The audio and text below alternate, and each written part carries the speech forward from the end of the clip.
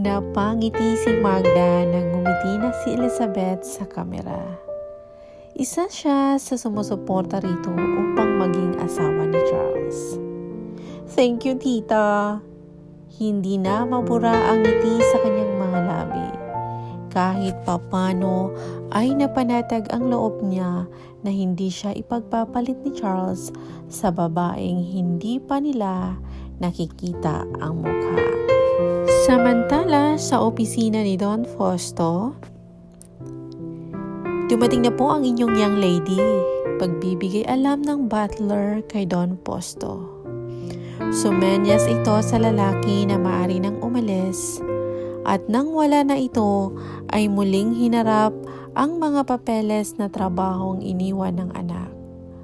Muli siyang nahulog sa malalim na pag-iisip at inalala ang huling pag-uusap nila ng anak sa telepono.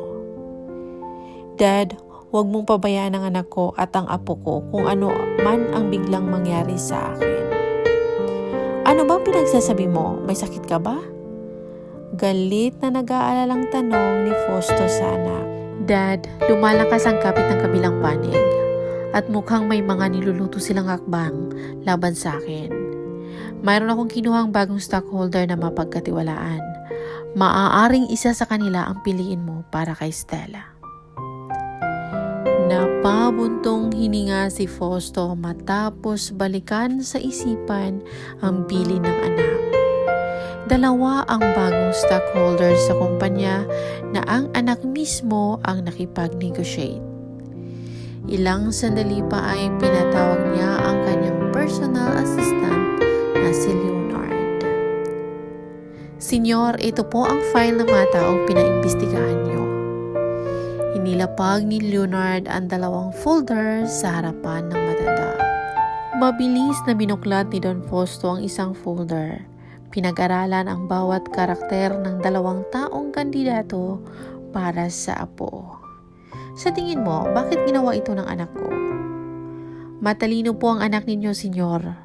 Ayaw niyang ipagkatiwala basta ang apo sa isang estrangherong lalaki lamang. Tama ka, nagkalat na ang kaaway at mapagsamantalang lalaki.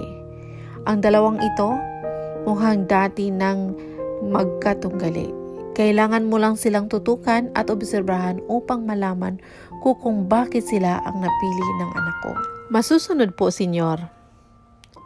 Yumukod si Leonard bago lumabas ng opisina ng Don na naroon lang din sa mansyon. Nang mapag-isa siya muli, pinakatitigan ni Fausto ang larawan ng dalawang lalaki. Masasabi niyang parehong magaling mamalakad sa negosyo ang dalawa. Napatitig siya sa isa. Habang tumatagal ay may kakaiba siyang napansin sa itsura nito. Biglang nagbago na ang isip niya sa gaganaping event. Sa kumpanya, lahat ay tahimik at mga nakikiramdaman ng magkabilang panig. Grandpa, ano kaya sa tingin mo niluluto na naman ngayon ang pizza? 2 point ni Vance kay Don Fausto.